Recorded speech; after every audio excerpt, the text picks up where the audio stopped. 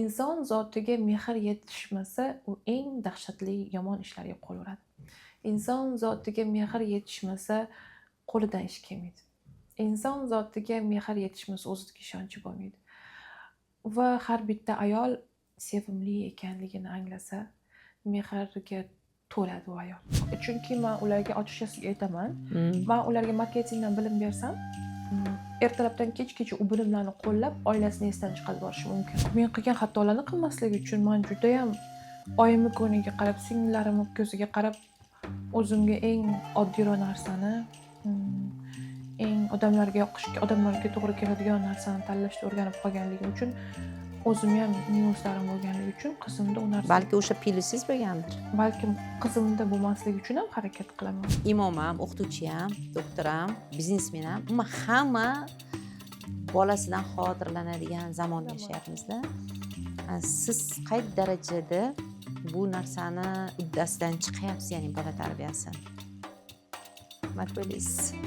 Ma'lum qanchalik uddasidan chiqqanim bir 20 yildan keyin bilsam kerak. To'g'ri. Chunki ota-onani tarozisi farzandda 20 yildan keyin yoki afsus yoki shukronalik bo'ladi.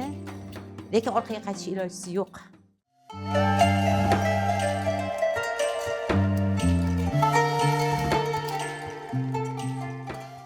Assalomu alaykum, qadrbaland qadrlilarim, salomatmisiz? Sizni uzoq kuttirib, mana nihoyat yana tashrif buyurdik. Bugungi Nilufar guli loyihasini yana bitta Nilufar gullaridan birlari, sizga olam motivatsiya bera oladigan ayol Alima Aybekovnani taklif qilganmiz. Xush kelibsiz. Rahmat, Nilufar aka.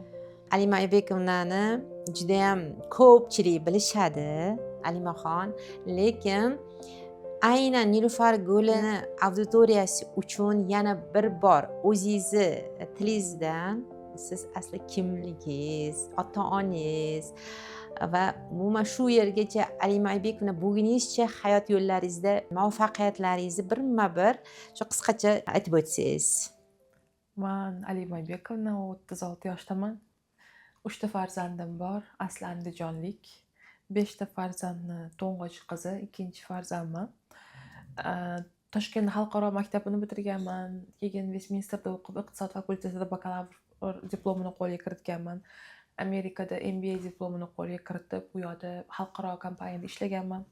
Westminster xalqaro universitetida ustozlik qilganman. Iqtisod fanidan professorlik qilganman. Hozirgi kunda 10 mingdan oshiq ayollarga biznes va marketingdan bilim berib kelganman. Dadamni qurilish kompaniyasida akam bilan birga ishlab, u yerda kvartiralar sotganman. Oilaviy bizneslarni ko'pini marketologi bo'lib, Andijonda vodiydagi eng katta Navruz Mall degan savdo majmuasini noldan ishga tushirishda o'zim eng katta menejerlardan bo'lib ko'maklashganman. Qoyil. Keling, sizni shundoq voyaga yetkazib, shu kamolga yetkazguncha ota-onangiz juda ko'p mehnatlari, xizmatlari bo'lgan. Sizni boshlanish nuqtangiz bari ulardan boshlanadi. Adangizlar aslida ota-onalar boy bo'lganmi? Yo'q, dadamni adalari professor, Moskvada o'qib yurgan, oilalari oddiy o'qituvchi bo'lgan. Buvim rahmatli mehnatkash o'qituvchi bo'lganlar.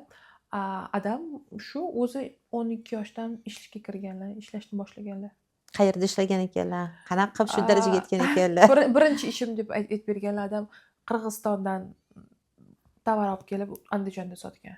Andijondan Qirg'izistonga O'shga xolalari yashagan.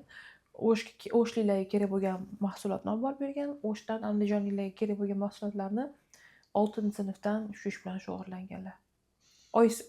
Buvimga, rahmatli buvimga yordam berib, chunki ular 7 ta farzand, 6 ta o'g'il bo'lgan oiladan chiqqan eng birinchi farzand bo'lgan. Birinchi farzand bo'lgani uchun oilasi bilan birga turmushni qiyinchiliklarini bo'yniga olgan. U SSR vaqtida o'qishga juda ham e'tiborli bo'lganligi uchun dadam hozirgacha bitirdilar.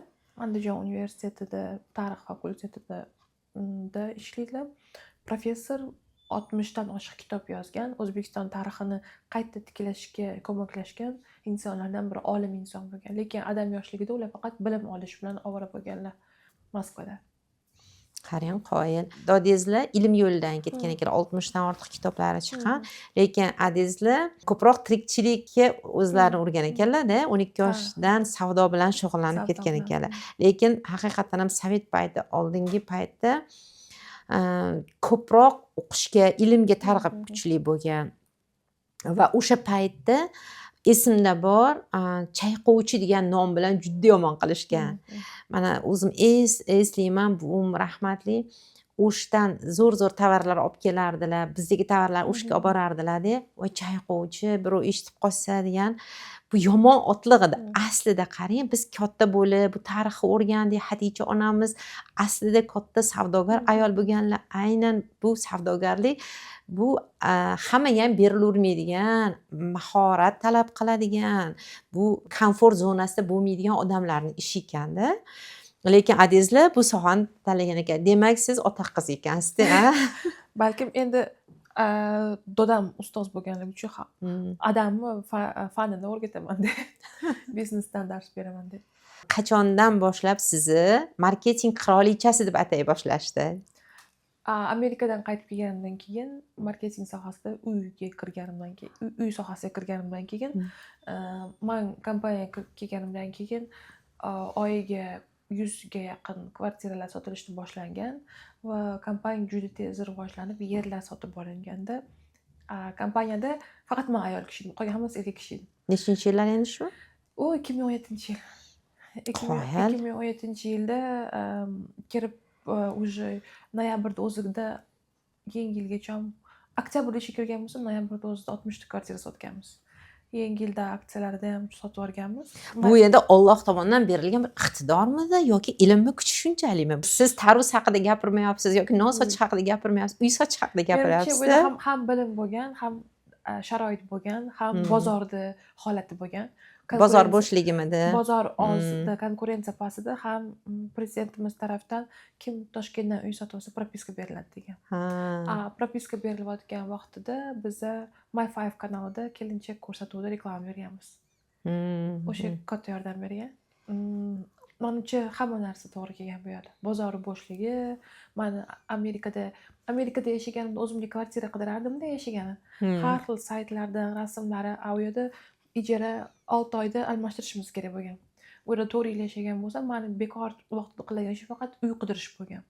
O'sha qayerlardan qidirganim, nima qilib, menga nima ta'sir qilganlarini eslaganman va o'shani Novostroy kompaniyasiga ishlatganman. Keyin shu 2017-yilda, 2018-yilda juda katta sotuvlar qilganmiz. Necha yillar o'qidingiz marketing bo'yicha? 2014, 15, 16, 17da qaytib keldim. Siz oilali bo'lib o'qidingiz, to'g'rimi? 6 oylik qornimdagi qizim bilan 2 qat bo'lib ketganman. Oldimda o'g'lim bo'lgan. Umuman necha yoshda turmushga chiqdingiz? 20 yoshda chiqqan. O'zingiz xohlab chiqdingizmi yoki sovchilar orqalimi? Sovchilar orqali. Sovchilar orqali, lekin majburlashmagan. Menga yoqqan ko'rinish xo'jayin. Sizlar oilalarda yaxshi ko'rib turmushga chiqishga qanaqa qaralgan? Singlim, eng kichkina singlim o'zini kursdoshiga tekkan. Demak, undan taqiq cheklov bo'lmagan. Yo'q, sen o'zing tanlamaysan, baribir biz tanlab beramiz deb yoshligimdan menda cheklov bo'lgan. Qarang, boy xonadonlarda cheklov ham katta bo'ladi. Chunki ular obro' e'tibor jihatidan, ularni sha'ni doim toza turishi kerak. Ularni farzandlari orqali yoki kimdir orqali ota-onani sha'nini ushlab turishga bu qay darajada sizni oilangizda ko'rindi? Ya'ni qattiqqo'lliklari, tarbiya jihatdan nazarda tutganda. Oyim adang hamma taniydigan inson, hech kim bilan gaplashmagan, o'zimiz topib beramiz degan cheklov qo'ygan. O'sha cheklovda katta bo'lganman. Maktabda ham birortasi yoqsa, universitetda ham birortasi yoqsa, baribir menga ota-onam topadi, men baribir bu odam bilan birga bo'lmayman degan negativ o'ylar va o'zimga hayot uchun partnyor qidirish hayolimda bo'lmagan. Hech qachon. Bilganman shu, ota-onam tanlab beradi menga. Va yana bitta narsa, bu ko'rinib turgan, ya'ni tarixdan ma'lum, bu qay darajada haqiqat bilmayman, lekin boy xonadonning farzandlari juda ham unaqa intiluvchan bo'lmagan. Chunki hamma narsa yetarli, sharoit zo'r, lekin aksari xarobadan chiqqan milliarderlar degan nimalarda ko'p iboralarni uchraymiz, kitoblar o'qiganmiz. Inson qanchalik qashshoqlikda yashasa yoki qiyinchilikda yashasa, u bu qiyinchilikdan chiqib ketish uchun harakat qilganda va u o'sib ketgan kelajakda. Va asosan endi hamma emas, aksari boylarni sharoitlari zo'r, erkatoy bo'lgan farzandlar o'rta millionlargacha qolib ketgan. Sizlar harakatchan bo'ldinglar, o'zinglar ustinglarda ishladinglar, ilm o'rgandinglar, nima sabab bo'ldi yoki tarbiyani qaysi usuli? Chunki qancha ota-onalar balkim sizni ko'rib hozir havas qilishayotgandir, kuzatib yuradigan muxlislaringiz. Qanaqa qilsak biz ham qizimiz o'ziga ishongan, mustaqil, omadli bo'lishi mumkin. Mana shu sirni o'rtada mana ochib bersangiz, shuni xohlagandim. Komfort zonadan chiqish. Hmm. 9-sinfgacha Andijonda boyni qizi bo'lib, eng Andijonda qurtoyingiz, zo'r kiyinsangiz, zo'r mashinada kelsangiz, bizni voditelda kelardik, o'zimizga yordamchilarimiz bilan endi boyni qizi bo'lib Andijonda yurganimizda sayohat qilganmiz. Yevropaga borib, Gollandiyada qarindoshimiz yashardi. Ularning maktabini ko'rib havas qilib kelganmiz. Sayohat dunyoqarashimizni o'zgartirgan. Keyin biz o'sha hayotga intilganmiz.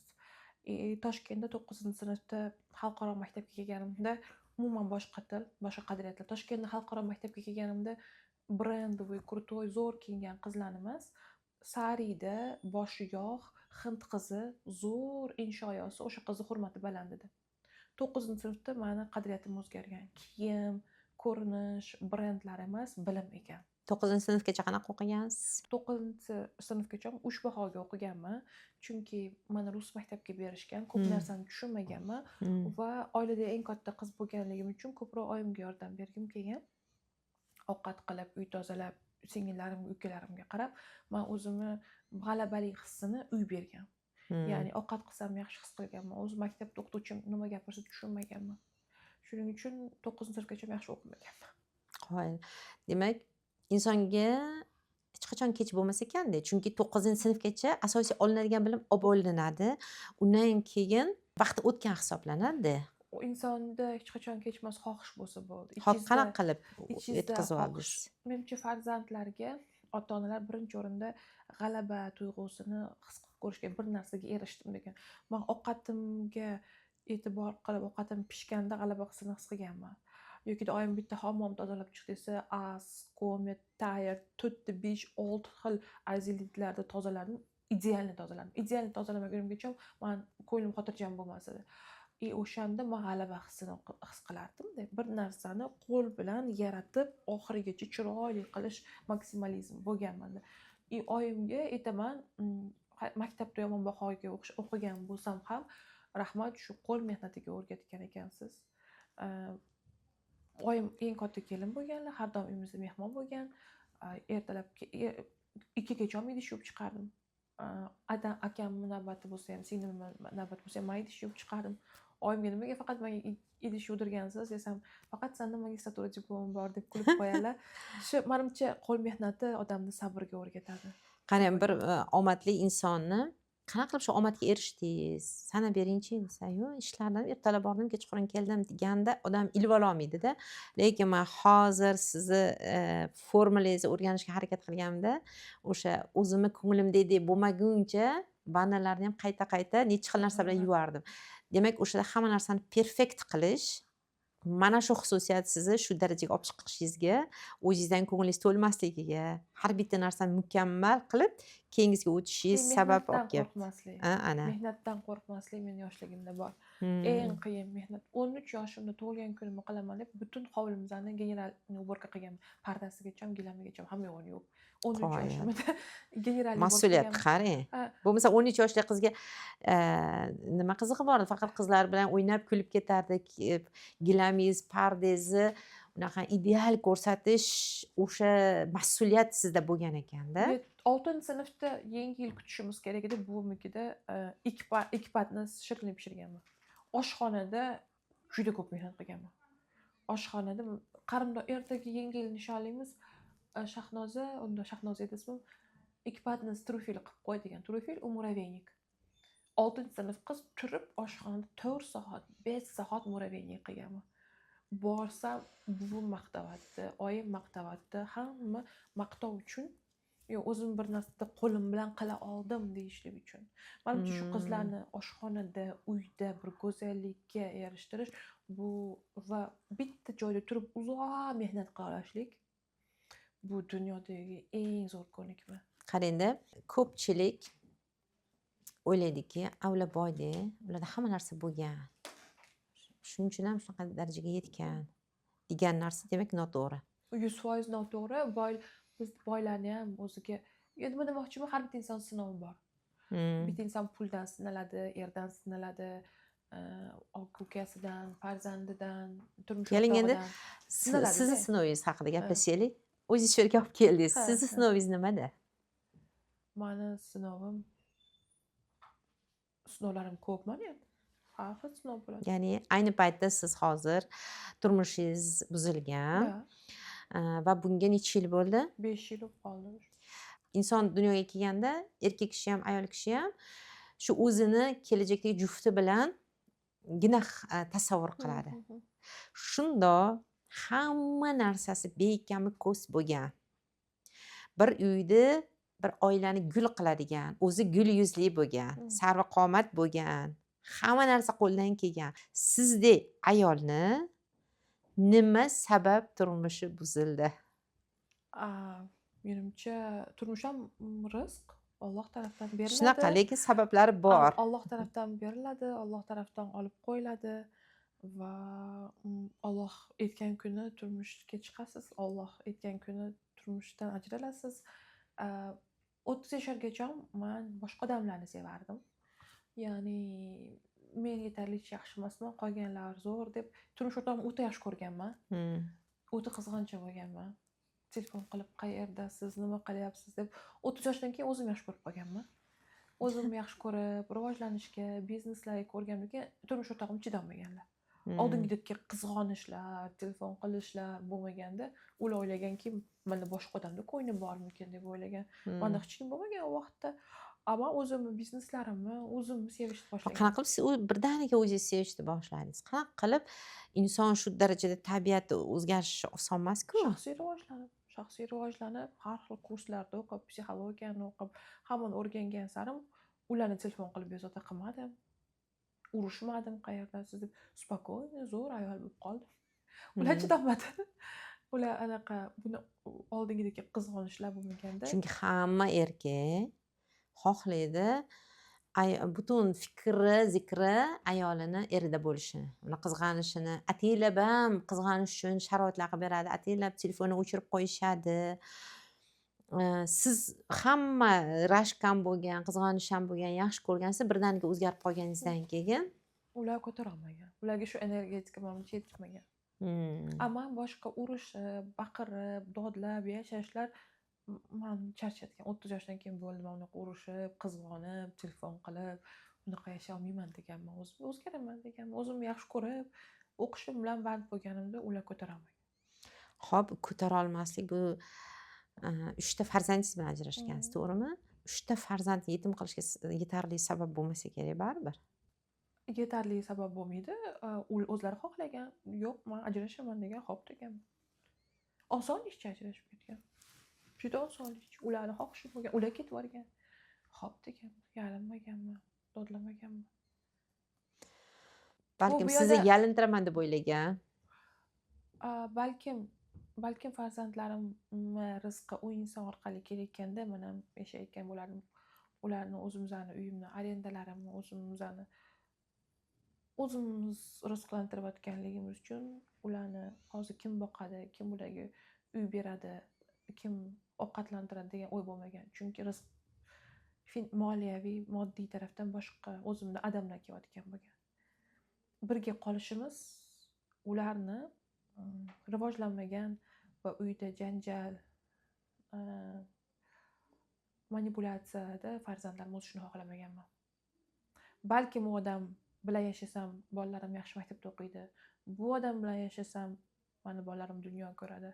Bu odam bilan yashasam, bolalarim mehnatni o'rganadi degan bu odam bilan yashardim.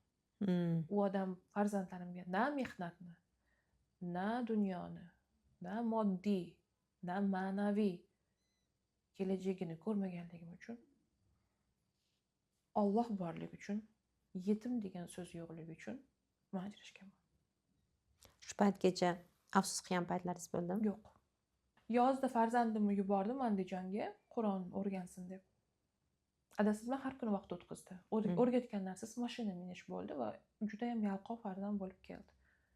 Ya'ni mehnat qil, sportga chiq, ozgin, uni qil, buni qil degan tarbiyasini yaxshi tarafga o'zgartirmadi. Yozda dadasi bilan vaqt o'tkazib.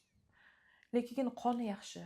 Ya'ni aytmoqchimanki, namoz o'qiydi, taqvoli insonligiga haligacha men rahmat aytaman. Chunki hozir bolalarim o'spirin vaqtida menga oson. Allohni tanigan, Qur'on o'qiydigan, sabrli bolalar. Shuning uchun men u oilaga, u insonga haligacha rahmat aytaman. Yolg'iz ona bo'lib turib, agarda qoni qaynagan bo'lib, bir tarbiya qilishimga qiyin bo'lganda, Allohni tanimaganda hozir juda ham qiynalib bo'lardim o'spirinlik vaqtida.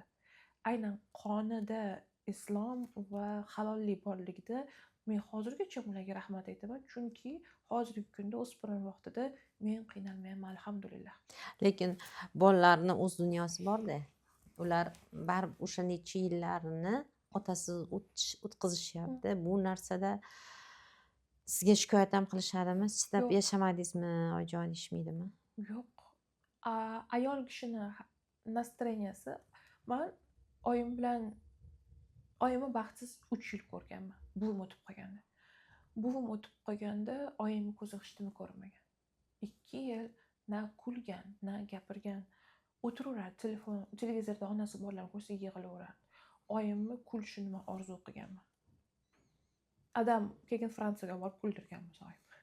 97-yillar, 98. Oyim 3 yil depressiyada bo'lgan. Chunki oyisi o'tgan, jiyanlari o'tgan 3 yil ularni uydan hatto arimagan patachilik. Shunda azada bo'lganlar 3 yil vaqt.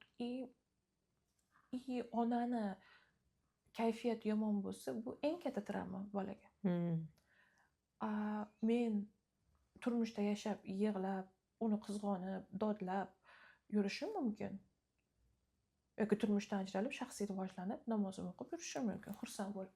Bir kun ham menga yoki farzandlarim yoki qizim yoki o'g'lim adam bilan yashamaysiz-da degan narsa. Chunki men ularga ko'z yoshimni ko'rsatmayman. Agar ko'z yoshimni ko'rsatib, yig'lab, nolib o'tirsam, o'z adam bilan yashasangiz yaxshi bo'lardi deydi. Keyin menimcha har bitta insonda travma bo'ladi. Har bitta travmasiz inson. Mana endi shu yerga keldik. Boylar ham yig'laydi degan ibora bor-da. Boy otani, boy qizini, ya'ni Alimani nima yig'latadi? Yolg'izlikda hech kimga aytmagan, nimadan yig'lashingiz mumkin? Men o'zi yig'loq qiz bo'lganman yoshligimda. Kino ko'rsam ham yig'laganman. Oyim onasini eslab yig'lasa ham yig'laganman.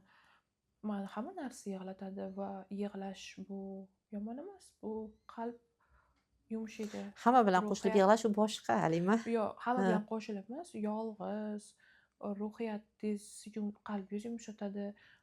Adushi yig'lash kerak. Maza qilib yig'lash kerak. Yig'lash bu kuchsiz degani emas. Qalbni Allohga yaqinlashtiradi, duoingiz qabul bo'ladi, yig'lab duo qilsangiz. Meni ko'p narsa yig'latadi. Yig'latishi mumkin ham, yig'latadi ham. Yig'laganimdan keyin ham hayotimdagi eng yomon situatsiya ham 1 yildan keyin qarasam, meni foydamga bo'lgan ekan. Bu aniq. Nimaiki biz yaxshilikka bo'ladi, lekin mana siz o'qitadigan auditoriya asosan yosh ayollar, yosh qizlar, xuddi sizga o'xshagan biznes ledi bo'laman, mashhur bo'laman, o'zimni kunimni o'zim ko'raman deganlar. Lekin bitta narsa bor-da, Alima. Ularga siz motivatsiya bo'lib qolmaysizmi? Va ersiz ham bemalol mana shunaqa gullab yashash mumkin ekan deganda. Yo'q, chunki men ularga ochiqchasiga aytaman. Men ularga marketingdan bilim bersam, ertalabdan kechgacha u bilimlarni qo'llab, oilasini esdan chiqarib yuborishi mumkin. Men ularga aytaman, meni kursimda o'qiyotganingda, ertalab eringni ishga kuzatayotganda qo'lingga telefon olmaysan deyman. Kechqurun ering ishdan kelgandan keyin qo'lingga telefon olmaysan deyman. Chunki xo'jayining ishda ketayotganda sen klientga javob berayotganda unga ham sifatsiz javob berasan. To'g'ri. Eringga ham e'tibor bermaysan. Erkak kishini oziqasi bu e'tibor. Ovqatdek e'tibor. O'zim biznesimda manimcha Allohim ham ajratib ham ko'rdi, ham biznesim ham million xil biznes ham qilib ko'rdirdi. O'zimni qilgan xatolarimni aytib berish uchun. Mani yutuqlarimdan ko'ra xatolarim juda ko'p. Mana endi shu savolim ham bor edi. Da, shunda hozir Minuslaringiz, pluslaringiz. hozir men ularga aytaman, bir kuni 3 mahal eringga kompliment yozasan, ishdaligida ertalab obedgacha seni tinch qo'yib qo'yadi. Keyin ertalab kechqurun ering uydaligida telefonni olmaysan. Shunda deyman, nechtasini eri rahmat, xotinim ishdan qaytib keldi deydi. Manam ertaga bergan bilimimga javob berishim kerak narigi dunyoda. Seni bilimingni olib, xotinim meni tanimay qo'ydi demaslik uchun, balans bo'lishligi uchun e'tibor berish kerak. Eringni kuzatib, 10 da qo'lingga telefonni olib, 11 bir kecha o'sha biznesingni qilib, obedingni qilib, eringni, chunki u yerda sifat buziladi deyman. Mani shu juda ko'p plus minuslarim bor. Minuslarim ham ko'p. Yutqizgan joylarim ham ko'p. Agar orqaga qaytish imkoni bo'lganda, qaysi xatoni qilmasdan kelgan bo'lardingiz? Yo'q, men xatolarimni yaxshi ko'raman. Hozirgi holatimni yaxshi ko'raman. Hozirgi holatimni judayam yaxshi ko'raman. Shuning uchun har bitta xatoim meni hayotimda juda katta o'zgarishlarga sabab bo'lgan. Ya'ni sizga dars bo'lgan. Dars bo'lgan, ulardan roziman. Bekor men bu ishni qilman degan narsa yo'q menda. Demak, qo'pol xato qilmagansiz-da. Hammasi Alloh xohlagani uchun bo'lgan deyman. Lekin har bittasidan o'zimga yarasha saboq olgansiz. xulosa chiqazganman. O'sha xulosalarim, saboqlarim hozirgi Aliman paydo bo'lishiga sabab bo'lgan. Hozirgi Alimani men yaxshi ko'raman. Keling endi hozir gullab yashnayotgan biznesingizga keldik. Umuman hozir siz mana shu jamiyatda, agar bu jamiyatdan aytishadi-ku, palon olimni o'sha tarixlamda olib qo'yganda mana shu narsani ko'rmasdan o'tardi bu jamiyat yoki buni olib qo'yganda deydi. Siz xayolan Alimani olib qo'yganda atrofingizdagilar hozir sizdan nima olayotganlar o'sha narsasiz qolib ketar deganda siz nimalarni sanab bera olasiz? Va hammaga xato qilishdan qo'rqmanglar deyman. Alima birinchi Instagramga chiqib kurs sotayotganda hamma uyalgan kurs sotishga. Ochiqchasiga 3 yil avvaldan 3 yil mani kursimni olinglar deganman. O'sha vaqtda kurs sotishga uyalganlar, mahsulotini sotishga uyalganlar hozir baralla sotishyapti. O'zini qabul qilishdan, Instagram odamlarning gapidan qo'rqmaslikdan, xato qilishdan qo'rqmaslikni menimcha men o'zbek jamiyatiga, o'zbek ayollar jamiyatiga olib kirganman. Xato qilishdan qo'rqmanglar deyman. Kuchli tomoningiz nimada? Xato qilishdan qo'rqmaslik, odamlarning gap so'zidan qo'rqmaslik. Yo'q, yana ham qanaqadir sizda men boshqalarda ko'rmagan narsalarni ko'ryapman-da. O'zingiz qaysida deb o'ylaysiz? Meni kuchli tarafim har bitta insondan talantni ko'raman. Masalan, uyda o'tirgan ayoldan men sabr toqatingni ko'raman. Uyda o'tirganman deymandan biznes chiqadimi deydi. Siz eringizga muomala qilgansiz. Siz qaynonangizga muomala qilgansiz. Siz butun eringizni anaqa qilgansiz, qarindosh urug'lar bilan kelishib chiqishgansiz. Siz zo'r diplomatsiz deyman. Siz zo'r manipulyatorsiz deyman. Eringizdan pul ola olasiz deyman. Xuddi shularningizni klientlaringizga ishlatsangiz bo'ladi deyman. Bilasizmi, bu dunyoda hech qaysi bandani Alloh esdan chiqarib qo'ymagan. O'sha uyda o'tirganmi, sahroda o'tirganmi, insonga ham Alloh rivojlanish uchun har kuni sabab yaratgan. Televizor orqali, o'rtoqlari orqali, blogerlar orqali. Men xohlardimki, hech qaysi bir ayol kishi men hayotdan ortda qolib ketdim deb o'ylamasligini. Farzandi dunyoga kelganda ayol kishi qancha narsani o'rganadi. Men aytaman, siz agar uyda o'tirib eringizga muomala qilib, qaynonangizga muomala qila olgansiz, siz mendan kuchli ekansiz, men buni eplolmadim deyman. Meni eng katta kuchli tarafim, men har bitta insonni yetuk, mukammal shaxs deb bilib, o'qiganmi, o'qimaganmi, uyda o'tirganmi, uni talantini ko'ra olaman. Meni eng kuchli tarafim shu. Mana siz juda ham zo'r coachlardan dars olasiz. Million pullaringizni treninglarga sarflab chet ellarda o'qib kelasiz. Lekin hammani ham imkoniyati yo'q. Ayniqsa qishloqning bir chekkasida o'tirgan, qishloqning bir chekka uydagi, lekin orzusi osmon bo'lgan yosh qiz, yosh ayollar sizdek bo'lishni orzu qiladi. Biz bir chekkadamizda deydi. Ana shu qimmat coachlardan olgan qimmat ilmingizni bepulga qanday qilib yetkaza olasiz? Hozir bir og'iz gap bilan ularga qanaqa motivatsiya bera olasiz? bir og'iz gap bilan yetkazish qiyin. Men nechta kitob, nechta kurslarda o'qiganman. Lekin rivojlanish uchun 3-4 ta faktorlarni aytib bersam bo'lar edi. Birinchi o'rinda siz sevimlisiz. Sizni Alloh sevadi. Sizni o'ylagandan ham ko'proq ota-onangiz yoshligingizda yaxshi ko'rgan, eringiz juda ham yaxshi ko'radi, farzandlaringiz yaxshi ko'radi. O'zingizni sevimli his qiling. Bu ko'nikmani men 36 yoshda rivojlantirdim. Ha, men sevimliman deyishdi. Undan oldin yo'qmidi? Yo'q. Men oyimni eng yaxshi ko'rgan qizligim, men o'ylagandan ko'ra oldin turmush o'rtog'im yaxshi ko'rgani, hozir farzandlarim yaxshi ko'rishi, podpischiklarim yaxshi ko'rishini, inson zotiga mehr yetishmasa, u eng dahshatli yomon ishlarga qo'l uradi. Inson zotiga mehr yetishmasa, qo'lidan ish kelmaydi. Inson zotiga mehr yetishmasa, o'ziga ishonchi bo'lmaydi. Va har bitta ayol sevimli ekanligini anglasa, mehrga to'ladi u ayol. Mehrga to'la insonda kuch o'ta ko'p bo'ladi. Muhabbatga to'la, biz onalar muhabbatga to'la bo'lganligimiz uchun u 1 yil uxlamasdan bitta farzand dunyoga keltirib qaraymiz. To'g'ri. Mehr muhabbatga to'yinish bu juda katta qobiliyat. Va bu ko'nikmani faqat inson Alloh bilan bog'lanib shakllantiradi. Allohning mehrini his qilmaguningizgacha bandasini mehrini his qilmaysiz. Shuning uchun birinchi o'rinda mehrni his qilishni o'rganish kerak. Mehrga to'yingan insonda kuchi juda ko'p bo'ladi. Mehrga to'yingan inson shaytonga gapga kirmaydi. Qara, ering boshqasi bilan yuribdi, senga ahamiyat bermasa jazovaga kiradi ayol kishi. Qara, seni klientlaring tanlamayapti, sen yetarlicha yaxshi emassan desa, yana shaytonda aytganini qiladi. Qara, seni farzandlaring, kelinlaring yaxshi ko'rmayapti desa, yana shaytonga gapga kiradi. Shaytonga gapga kirgan sari ichingiz orqaga ketadi. Shunda mehr muhabbatga, mehrga to'yinishni o'rganish kerak. Buni birinchi Allohning mehrini his qilib, Alloh bergan ne'matlarini ko'ra bilib, bu dunyo chiroyli ekanligini, ranglarini ko'ra bilib, tuganmas energiyaga kiradi.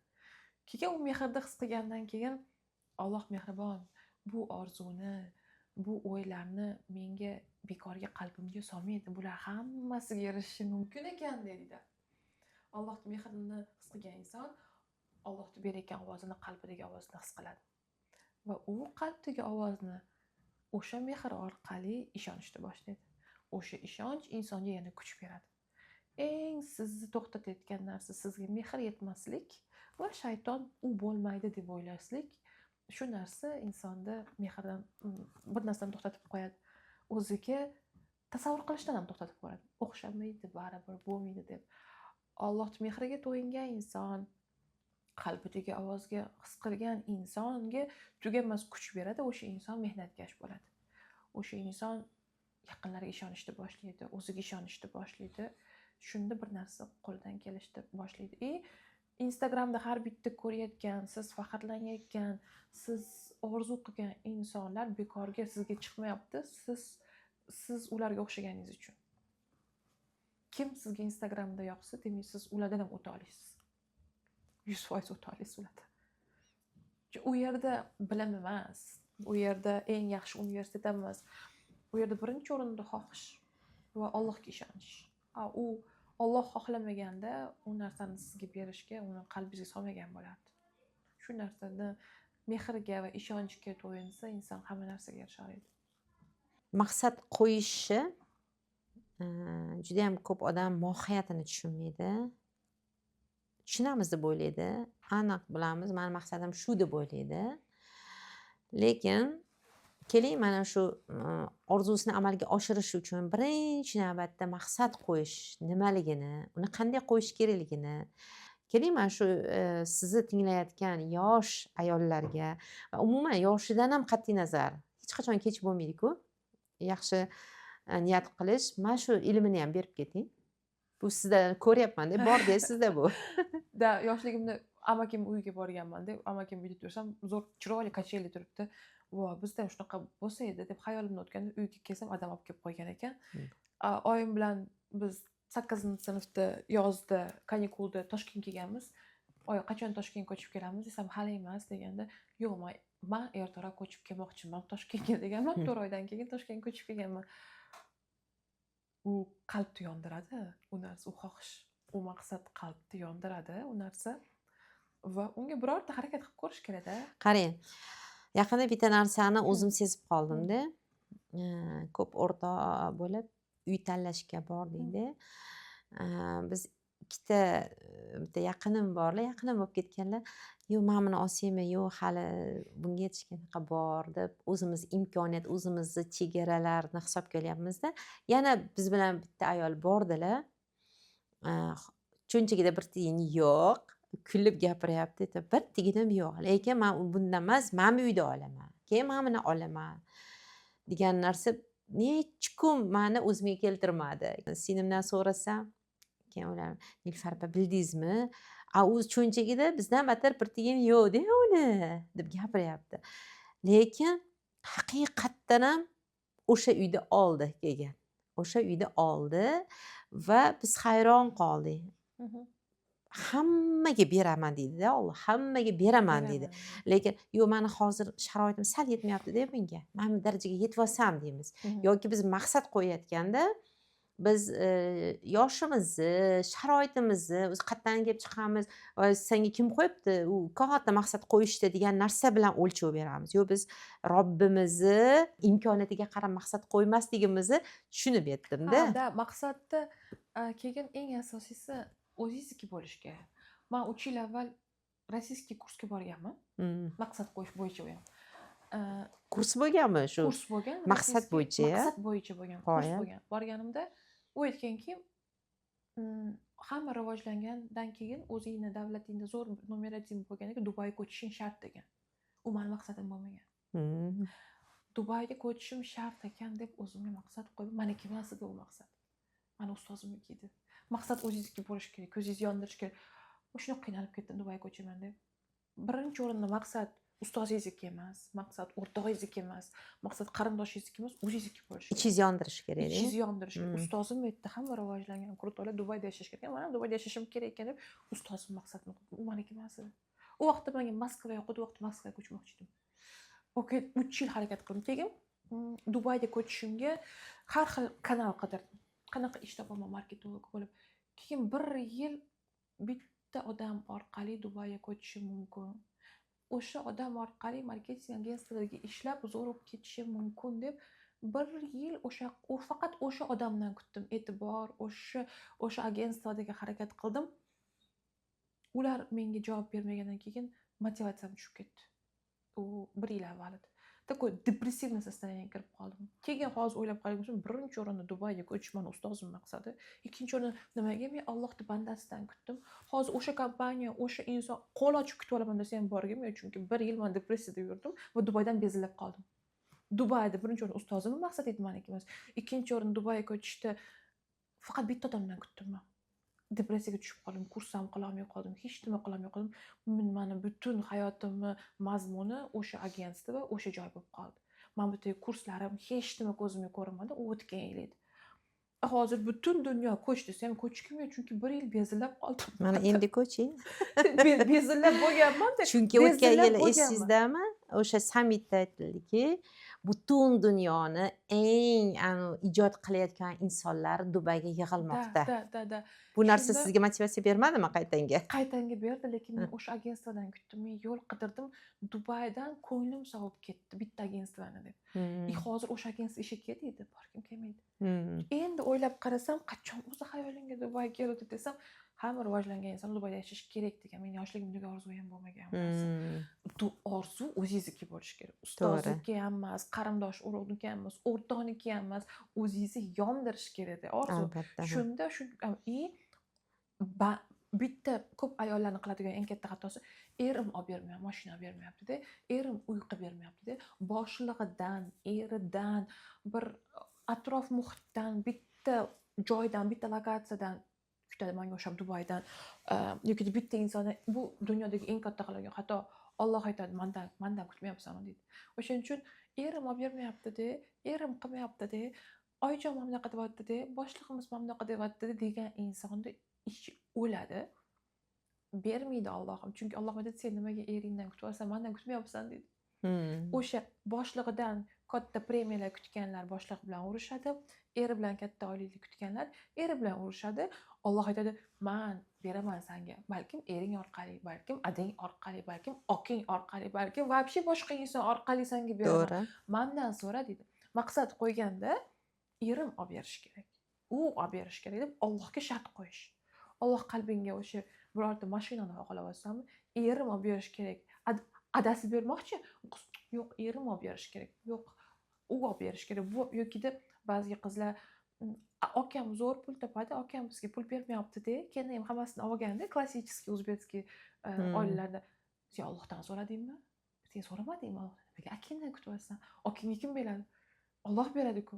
Chunki maqsad qo'yganda bitta insondan, bitta menga o'sha bitta marketing agentstvodan yoki bitta eringizdan kutib maqsadingizga erishmaganingizda u insonni yomon ko'rib qolishlik eng katta xatolardan biri ekan. To'g'ri. Kelajakda maqsadlaringiz nima endi? Kelajakda maqsadlarim, oliy maqsadlarim ko'proq ayollarning o'ziga bo'lgan ishonchini oshirish. Qancha ko'p ayolning o'ziga ishonchini oshira olsam, shuncha o'zimni baxtli his qilaman. Qancha depressiyadagi ayol o'zini bir yo'nalishini topib olsa, shuncha baxtli his qilaman. Lekin o'sha ayollar, sizdan o'qib chiqayotgan ayollar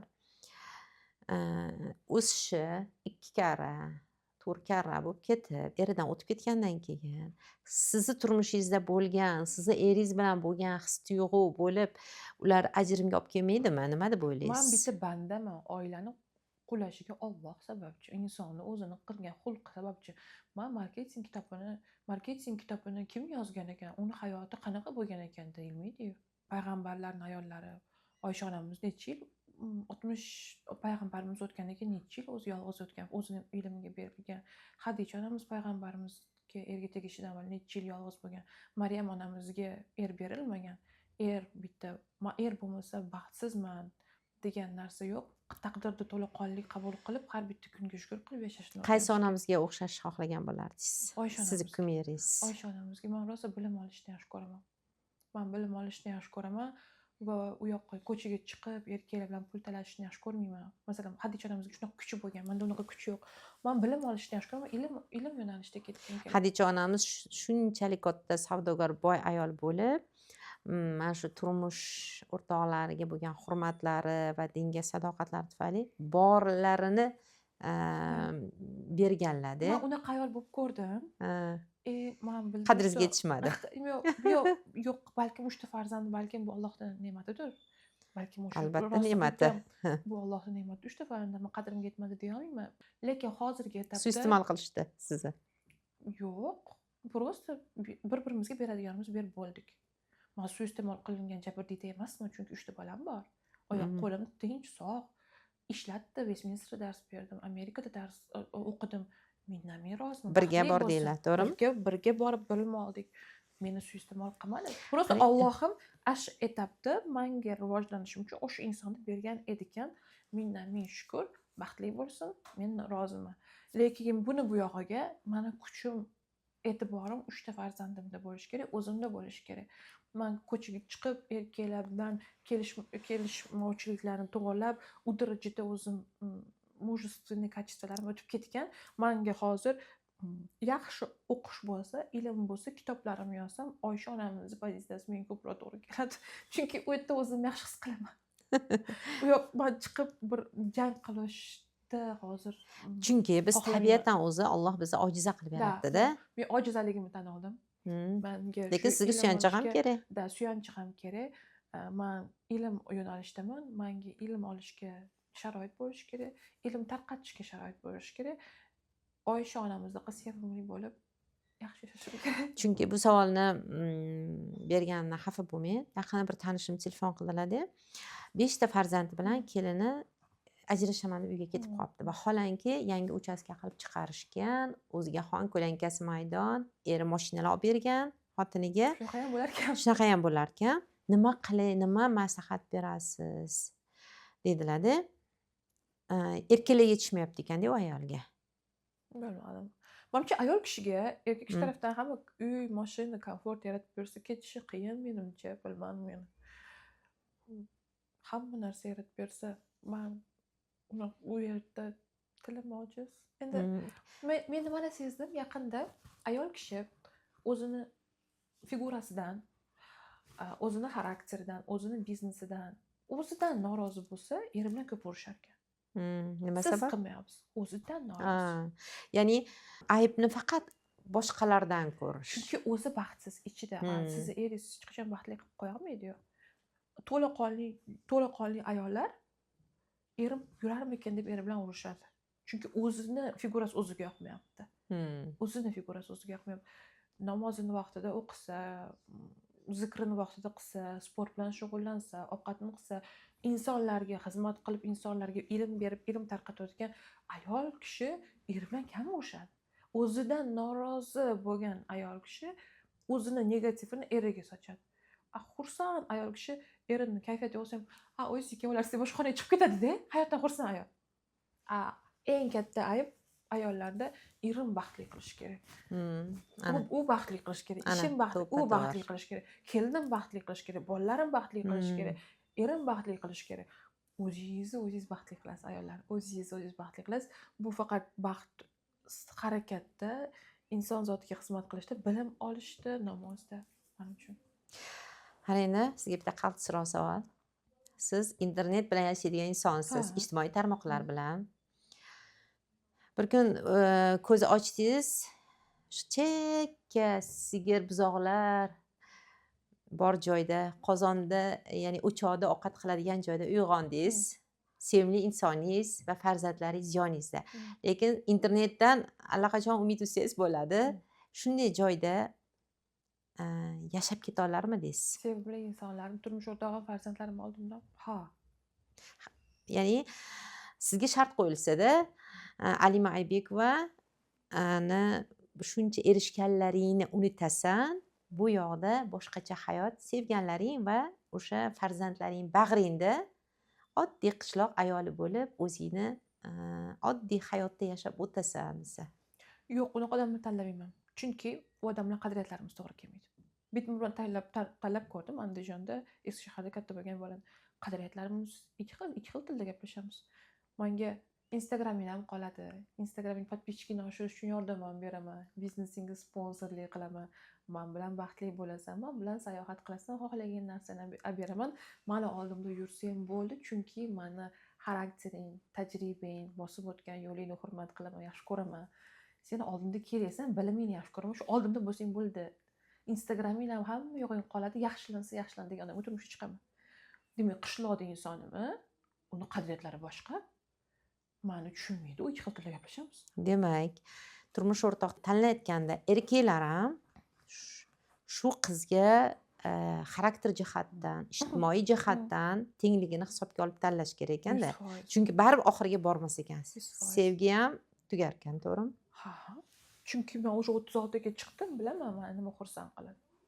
Meni Alloh hozir ayollarga bilim berish uchun shuncha bilimni bergan. Bu ham mas'uliyat. Chunki hammani ham adasi xalqaro maktablarga pul to'lab bermagan. Men bir kunda $70 anaqa repetitorga borganman 2 yil davomida. Bir kunda $70 nafaqat qimmat $20,000 maktabim, balki bir kunda $70,000 o'sha repetitorga berishim shart bo'lgan. Amerikada qancha bilmaganman. Buncha bilimni men agarda birorta ayolni o'z hayoti o'zgarayotganini ko'ryapman. O'sha bilimlar bilan. U bilim hech kimni ajratmaydi. Bilim insonni ajratmaydi, yuksaltiradi. Bilim. O'shaning uchun men qishloqda o'tirib boshqa bilim olmagan ayollar qilishi mumkin bo'lgan ishni nima qilaman? Alloh shuncha bilim berib qo'ygan bo'lsa. Siz darslaringiz orqali nimalar, qay darajagacha olib chiqyapsiz, nima darslar, nima ilmlar bera olyapsiz? Birinchi o'rinda men Alloh emasman. Men insonni hayotini yoki biznesini o'zgartirib qo'ya olmayman. Sababchi bo'lishi mumkin. Sababchi bo'lganimda birinchi o'rinda biznesi yo'q ayollar o'ziga mos biznesini topadi, o'ziga ishonch paydo bo'ladi. Sotuv ko'nikmalarini o'zlashtirmagan inson sotuv ko'nikmalarini o'zlashtiradi. Marketingni tushunmagan inson marketingni tushunadi. Bu biznesga taalluqli. Ko'p ayollar o'ziga men kitob o'qiganman, tushunmayman. Maktabda o'qiganimda ham tushunmaganman. Universitetga ham kira olmaganman. Umuman men nolman deydigan ayollar bo'ladi.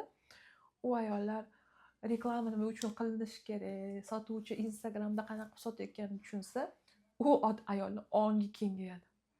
Manda ayollar o'qiganda man tupvoy emasman ekan, man tushunaman ekan, man biznes nimaligini tushunaman ekan deb ilmga muhabbati oshib, dunyoqarashi o'zgargan ayol men uchun eng zo'r katta ishni o'sha yerda qildim. Chunki men ham 9-sinfgacha kitob o'qish meniki emas, ilm yo'nalishi meniki emas. Men tushunmayman, meniki emas deb kres qo'yib qo'ygan edimda. Ayol kishi siz darsingizdan keyin tushundim ana u temani, Alima brendingni tushundim, reklama nimaligini tushundim. Men tupvoy emasman ekan, men aqlliman ekan, boshqa fanlarni ham tushunaman ekan degani o'sha eng katta yutug'im. Men mashina olib, ota-onasini umralarga olib kelganlar qancha, lekin ko'zi yonib, men ilm olsam bo'lar ekan, men aslida tushunaman ekan deganda zo'r. Men marketing qirolichasi kursini qildim. Juda odam sotib oldi. Hech kim o'zini qirolicha deb tanimas ekan. Marketing 0dan degan kursim bor edi, hamma sotib oldi. 0dan o'rgatamizlar. 0 ham menga emas ekan. Ayollarning o'ziga bo'lgan ishonchi 0 ekan. Qirolichalikni hamma ham o'ziga ep ko'rib kiymas ekan koronani. Men shunda bildim, biz o'zbek ayollarni bilimi hamma yo'g'i iffati, hamma yo'g'i ishonch pastligini juda o'shanda bildim. Ishonchni ortishi nimalarga olib keldi? Baxtliklashdi. Ko'zi yondi. Men tushunaman ekan. Men endi tushundim Instagramda qanaqa sotuv qilishligini deb ongi kengaydi. U baxtli ayol ertaga u bilimini farzandlariga, eriga beradi. Men moddiyat haqida gapirmay qo'yganman. Mashina olganlari qancha, magazin olganlari qancha, bilim tarqatayotganlari, ekspertlar chiqazib yuborganman. O'zimdan Dono Alixanova 5 yil menda o'qib, hozir dunyo bo'yicha dars beradi, o'zim bo'yicha. Unaqalar ko'p. Mashina oldi, uy oldi, umraga bordi deyishim mumkin. Lekin ko'zi yongan ayol, men aqlli ekanman, men bilim ololi ekanman, men tushunaman ekan, ilm yo'nalishi meniki ekan, biznesni ertaga o'rgansam bo'ladi ekan degan men bu galochka qo'ysa, lampochkasi yonsa bo'ldi. Men o'sha yerda baxtliman. Ya'ni o'sha sizdan olgan emotsiya, ilm bilan farzandini ham boshqacha katta qiladi-da u. Ishonch. Bilim quvvat beradi. Bilim o'ziga ishonch beradi. O'sha ishonch, quvvat ko'zi yonsa bo'ldi. Men ishimni qildim. Nimalar qila oldim deb o'ylaysiz va yana nimalar qila olishim kerak deb maqsad qo'ydingiz? Shu kungacha endi o'rgandim. Hech nimaga hali erishmadim. Endi boshlanishi. Men dunyo bo'yicha ayollarning o'ziga bo'lgan ishonchini va aslida ular sevimli ekanligini va aslida Alloh ularni aqlli qilib yaratib qo'ygan. Ustozlar eslatadi xolos. Men sababchiman xolos. Men eslatib qo'yishim mumkin. Alloh hamma bilimni aqlli qilib o'rgatib bo'lgan. O'sha xarobalardan chiqqan millionerda ham 18 yoshgacha xarobada katta bo'lib millioner bo'lishiga Alloh tayyorlab bo'lgan. Sizga to'g'ri insonlarni, turmush o'rtog'ini, atrof muhit, singilingizdan, oyingizdan o'rgatib, sizni hozir millioner bo'lishingizga Alloh tayyorlab bo'lgan. Chunki xarobalardan chiqqan millionerda har bitta savolida hayotining bitta etapida bosib o'tgan yo'ldan kelib chiqib javob beradi. U bola millioner bo'la oladimi? Har bitta inson millioner bo'la oladi. Va u yerda men bilimimdan, anoniy kitobidan emas, biz eslatamiz, Alloh hayotingiz davomida sizga hozir pul topishga bilimni berib bo'lgan. Men faqat sizga eslataman xolos. Imom ham, o'qituvchi ham, doktor ham, biznesmen ham, umuman hamma bolasidan xotirlanadigan zamonda yashayapmiz-da. Siz qay darajada bu narsani uddasidan chiqyapsiz, ya'ni bola tarbiyasi? Nima o'ylaysiz? Bilmadim qanchalik uddasidan chiqqanim, bir 20 yildan keyin bilsam kerak. To'g'ri. Chunki ota-onani tarozisi farzandda 20 yildan keyin yoki afsus yoki shukronalik bo'ladi. Lekin orqaga qaytish ilojisi yo'q.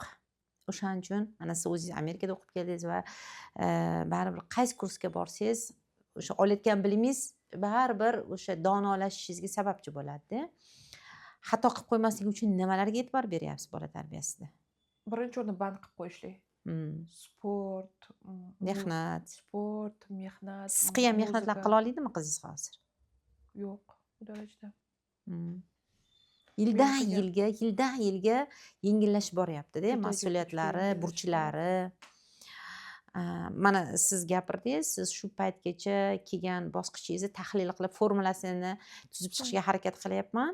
Siz bitta ishni mukammal qilib, va mehnatdan qochmaganingiz, uydagilarni qat'iyligi sizni shu darajaga kelishingizga sababchi bo'ladi. Lekin sizda bor narsalar qat'iy tarbiya, mehnatga doim undab turilgan ota-ona, mana chunki siz biznesga chiqib ketgansiz, xolis nyankangizni qo'liga qolib ketadi-da bolalaringiz.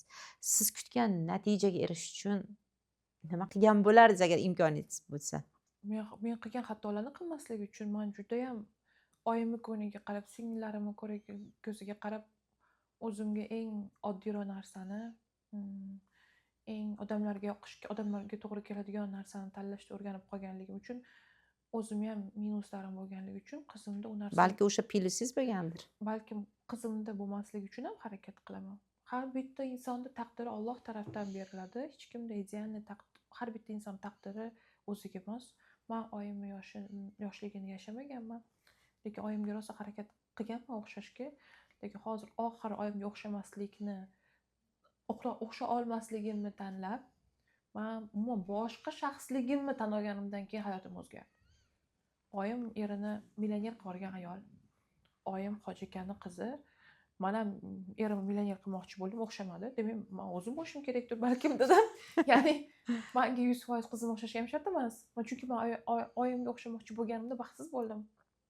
Oyimni 100% taqdirini qaytarmoqchi bo'lganimda o'xshamadi. Chunki men Har doim aytadigan gapingiz nima qizingizga xos tarbiyada? Albatta uy yumushlari. Bugun o'zini xonasini generalniy уборка qilyapti yordamchi bilan birga. 100% uy yumushlari. Chiroylimanmi, chiroyli emasmanmi deb o'ziga ishonch bosib, sen chiroylisan, sen juda ham go'zalsan deyman. Sen aqllisan deyman. Kitob o'qiydi. 9 dan keyin telefonni olib qo'yaman. 9 dan keyin telefonni ishlatish mumkin emas. Minimalni ishlatishga harakat qilamiz. Qur'on o'qiydi har kuni. Qur'ondan o'qituvchisi uyga keladi. Xalqaro maktabda o'qiydi qizim. Xalqaro maktabda o'qiydi. Ukasiga yaxshi qaraydi. Men maktabga ularni turg'izmayman. O'zi 6:30 da o'zi budilnigini qo'yadi. Ukasini kiyintirib, nonushtasini berib olib ketadi qizim. Qizim 11 ga kirgan. Uncha-muncha uyda ertalabdan kechgacha o'tiradigan, uncha-muncha ayol qila olmaydigan ishni, tarbiyani qilayotgan ekansiz. Xudo xolasa natijasi 20 yildan keyin umid qilsangiz bo'ladi yaxshilikka.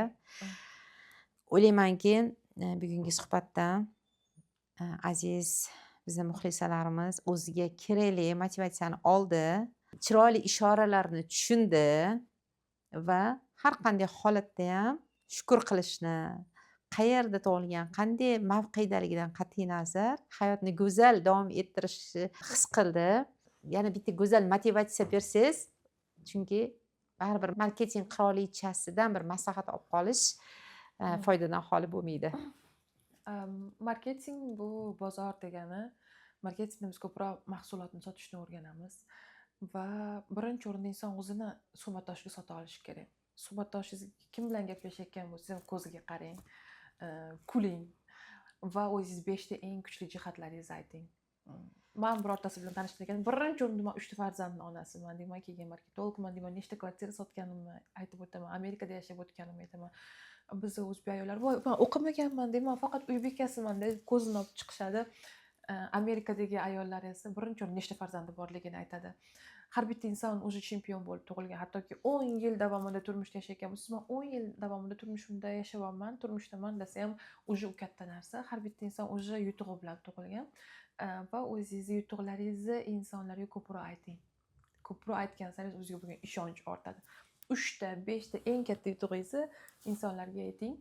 Обязательно kuchli insonlar bilan tanishing, gaplashing. Ular oddiyligini ko'rasiz. Ular sizdan ham oddiy, sizdan ham travmasi ko'pligini ko'rasiz kuchli insonlarni ko'rganda. Balkim yuzidagi ugrisini ham ko'rarsiz. Xuddi sizdekaligiga amin bo'lasiz. Shu narsa va o'zingiz xursand qiling. Qizimni kundaligi bor, har kuni ertalab, obedda, kechqurun nimalarga erishgani va o'zini qanday his qilayotganligini yozadi.